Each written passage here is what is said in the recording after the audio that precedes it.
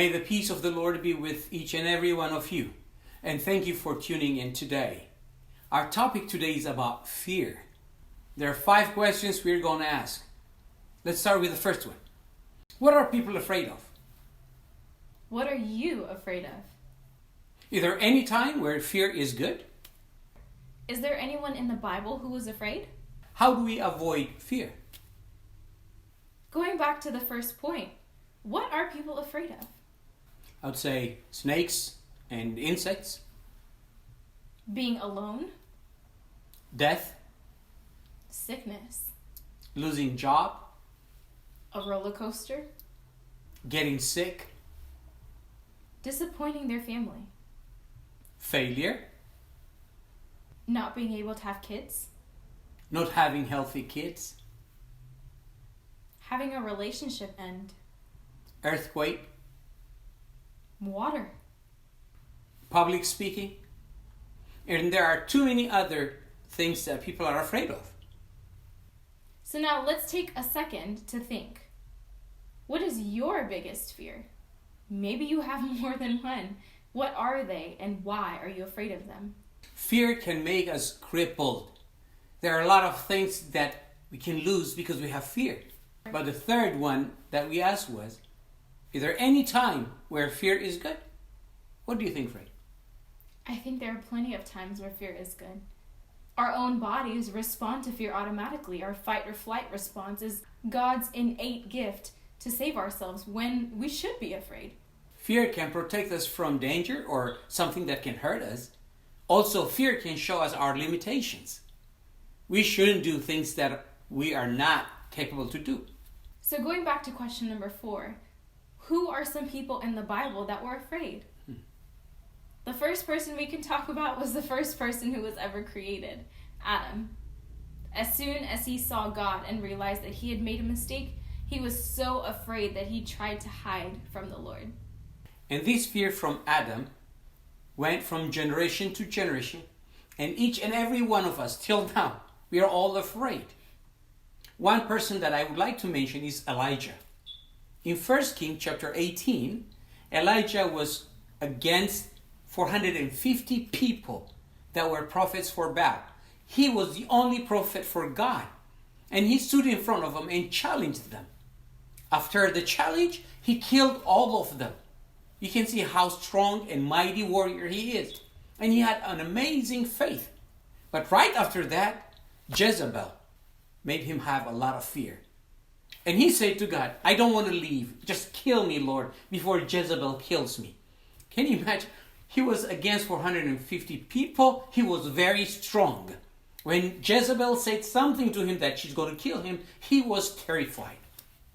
Another example we can give of people who were afraid would be the entire people of Israel, the Israelites. When the Israelites and the Philistines were at war and they saw Goliath, every single person that lived in that country lived in fear for 40 days and 40 nights. Even King Saul, the person who was supposed to, be motivating the people or helping them or bring them to victory, was hiding in his palace. But there was one person who did not have that fear, and that was David, who ended up killing Goliath, as we know. When David went to attack or fight against Goliath, he was not shaking. He was not afraid, and he came by the name of God.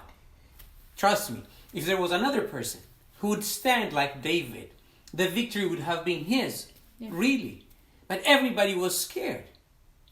Another example that I would like to put is Peter himself. Peter is the rock. Jesus called him the rock. He was the leader of the disciples. He was afraid for his life, and he said he doesn't know the Lord. He denounced him. And not only Peter, like we just talked about, all of the disciples have had moments where they were so afraid. Yeah. One really good example of that is when they were on the boat and they encountered a storm. It wasn't just, a few waves here and there. It was a serious storm. So, the human nature is for them to be afraid. It's natural for them to be afraid in situations like that. But their fear was kind of interesting because they were afraid that they would die. So if we take a look back, Jesus had sent them on this mission specifically. He was the one who commanded them to go. So do we really think that even though he was the one who sent them on this mission, they would die before they even got to where they needed to go? This is a very big lesson that we can learn from. God has a plan in our lives. It is for each and every one of us that God has a plan. There is a purpose why we are here on earth. And we are not going to die before that purpose is accomplished. And if we are going to die, we cannot change it. Like when I was a little kid, I was very much afraid that my father is going to die. For years and years, I had nightmares. Every time I sleep, that comes in my dream. I'm sure there are some who can relate to that. Really, but my father did not die until I was grown and I got married. All these years that I had fear was for nothing. Yes, I was tortured. I was tormented by those dreams, which was of no use. Another fear could be not being able to have kids, or when you do have kids, not having kids that are healthy. Personally, I'm guilty of having that fear. I don't know why, but I've had that fear since I could understand that I wanted a family and things like that. But why? I haven't even met certain quotas. I haven't even reached certain steps to even begin thinking about those things. So why am I fearing about things that could happen years from now when there are other things that are right in front of me that I should get to first? And the devil is very happy when we have fear. He wants to cripple us by saying more of those fears because he can understand our fears, and so he keeps on adding into it. Yes, this is going to happen to you. Yes, you're not going to have these good things. These things will be in our head, and the more we think about them, the more crippled we get. Another type of fear that keeps us in bondage is a fear of change. We wouldn't want to have change in life, and we want to be there where we are because the other thing is so scary. That could be change in work, change in career, change in life, change in friendships, change of school, whatever it is. We are comfortable with what we have and we don't like change.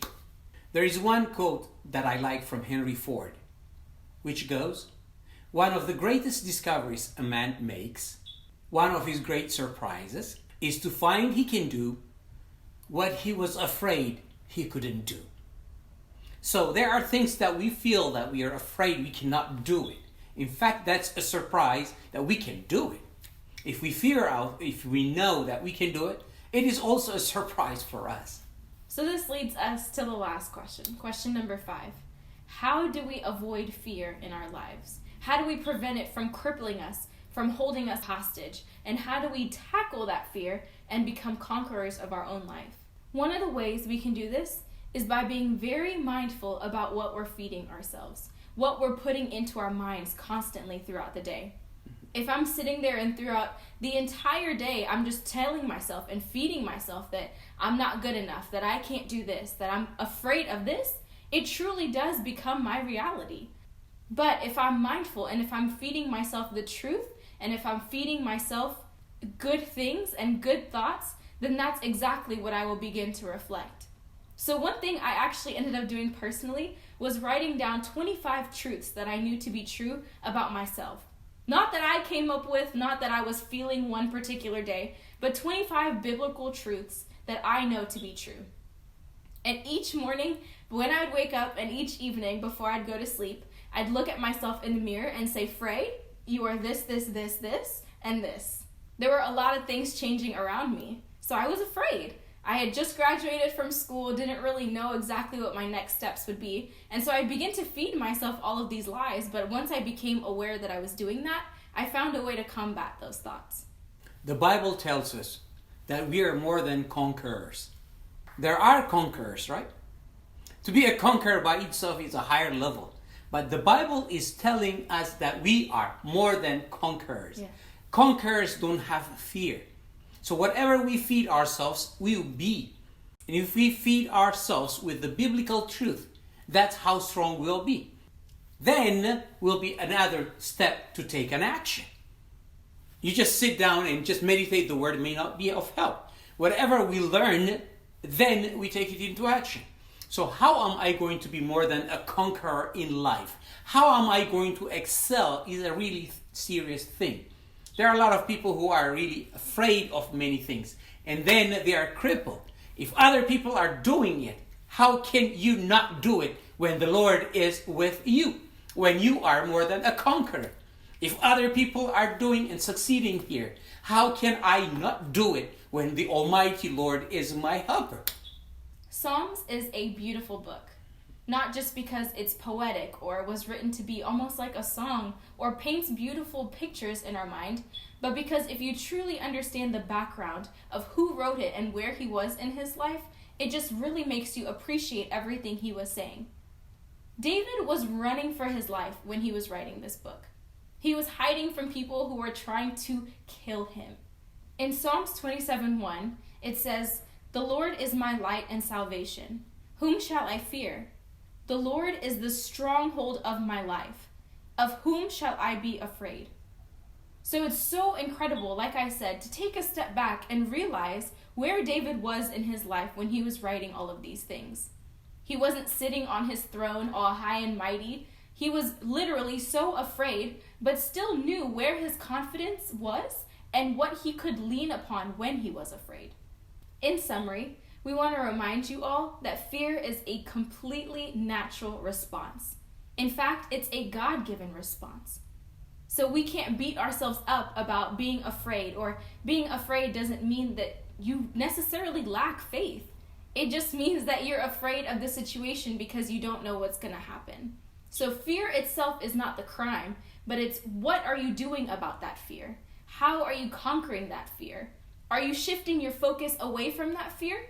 Or are you just tunnel visioned and focused completely and are crippled by that fear? One pastor put it this way, and I absolutely love it.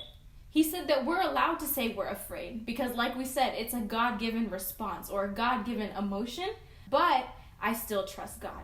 It can't be flipped. It can't be, I trust God, but I still have my fear. It has to be flipped, and that's exactly what transforms our life and transforms how we live our life. Thank you for tuning in today. I hope this message will make you get over your fear. Instead of the fear conquering you, you conquer the fear and live a life more than conquerors, like the Bible calls us. Thank you so very much. We appreciate it. We love you very much, and we'll see you next time. God bless you.